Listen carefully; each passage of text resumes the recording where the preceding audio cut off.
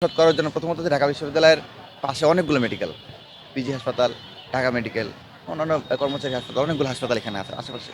এবং ঢাকা বিশ্ববিদ্যালয়ে একটা মেডিকেল সেন্টার আছে যেখানে শিক্ষার্থীরা ইমার্জেন্সি ট্রিটমেন্ট নিতে পারে, সেটাকে আমরা আধুনিকায়ন করছি। কিন্তু ঢাকা বিশ্ববিদ্যালয়ের একটা বিশ্ববিদ্যালয়ের প্রতিটা বিশ্ববিদ্যালয়, আপনি অক্সফোর্ড বলেন, ক্যামব্রিজ বলেন, প্রত্যেকটা বিশ্ববিদ্যালয়ের মেডিকেল ফ্যাকাল্টি থাকে। আগে আপনার এই যে পিজি হাসপাতাল, তারপর ঢাকা মেডিকেল, এগুলো কিন্তু আগে ঢাকা বিশ্ববিদ্যালয়ের অধীনে ছিল। তখন কিন্তু ঢাকা বিশ্ববিদ্যালয়ের একটা অধীন হিসেবেই এই প্রতিষ্ঠানগুলো পরিচালিত হতো।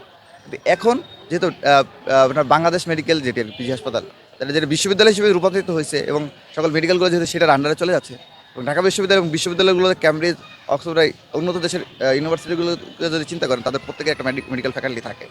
বিশেষ করে মেডিকেল এই থেকে দুইটা বিষয় আছে, একটা হচ্ছে শিক্ষার্থীদের গবেষণা, মেডিকেল নিয়ে শিক্ষার্থীদের স্বাস্থ্য, জনমানুষের স্বাস্থ্য, পরিবেশ, অন্যান্য বিষয়গুলোর গবেষণা একটা বিষয়, আর দ্বিতীয়ত হচ্ছে গণমানুষের সেবা।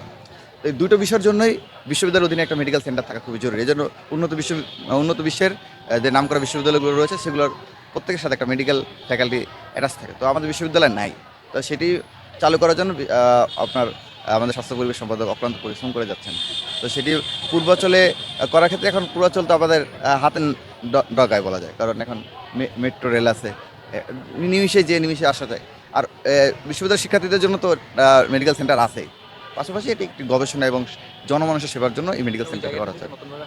হ্যাঁ, এবং এই জায়গাটাও নতুনভাবে হাতে আসছে, এবং বিশেষ করে আপনারা জানেন যে রাজধানী কিন্তু শিফট হচ্ছে। আগামী 10 বছর পরে, 20 বছর বা 30 বছর পরে বাংলাদেশের মূল শহর কিন্তু পূর্বাচল কেন্দ্রিক হয়ে যাবে। ইতিমধ্যে কিন্তু মানুষজন কিন্তু পূর্বাচলমুখী হয়ে উঠতেছে।